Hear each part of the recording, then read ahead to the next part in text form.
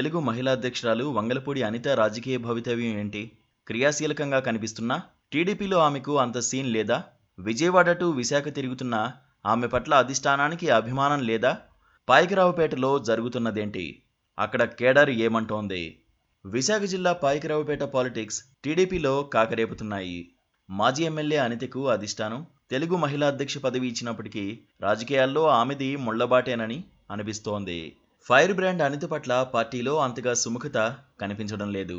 High command blessings ఉన్నమాట కూడా నిజం కాదనిపిస్తోంది. అనితకు టికెట్ ఇవ్వద్దని డైరెక్ట్గా లోకేష్కే లోకల్ లీడర్స్ చెప్పడం సంచలనంగా మారింది. తూర్పుగోదావరి జిల్లా నుంచి పాదయాత్ర పూర్తి చేసుకుని పాయకరావుపేట మీదుగా విశాఖ జిల్లాలో ప్రవేశించిన నారా లోకేష్ పాదయాత్రలో భాగంగా స్థానిక నేతలు కలిసి పాయకరావుపేటకు మరో క్యాండిడేట్ను పెట్టమని కోరారు. ఆమె అయితే మేం సహకరించమని స్పష్టంగా చెప్పేశారు. అనిత పట్ల ఉన్న వ్యతిరేకతకు కారణం ఏమిటన్న ప్రశ్నలు తలెత్తడం సహజమే. రోజు టీవీల్లో కనిపిస్తూ అందరితో కలిసిపోయే అనిత ఎందుకు దూరమవుతున్నారు అన్నది పెద్ద ప్రశ్నే. నియోజకవర్గంలో ఆమెకున్న వ్యతిరేకతను తగ్గించుకోని పరిస్థితి వచ్చిందా అన్నది అనుమానమే. అనిత ఎమ్మెల్యేగా ఉన్న కాలంలో పార్టీని పట్టించుకోలేదని పెద్ద ఎత్తున ఫిర్యాదులు లోకేష్కు రావడంతో ఆయన బిత్తరపోయారు.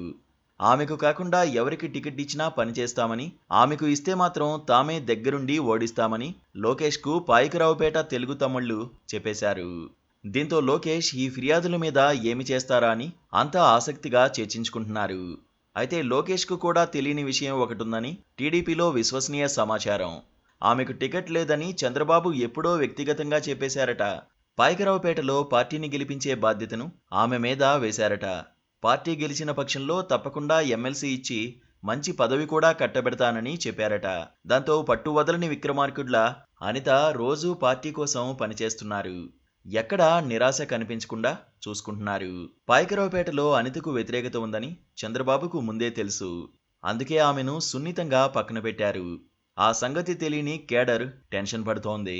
నియోజకవర్గంలో కొత్త అభ్యర్థిని నిలబెట్టాలన్న కోరికతో చంద్రబాబు పావులు కదుపుతున్నారు. గెలిచే అవకాశం ఉన్న అభ్యర్థి అయితే వైసీపీ నుంచి వచ్చిన నేతకైనా టికెట్ ఇద్దామన్న ఆలోచనలో చంద్రబాబు ఉన్నట్లు చెబుతున్నారు. చూడాలి మరి.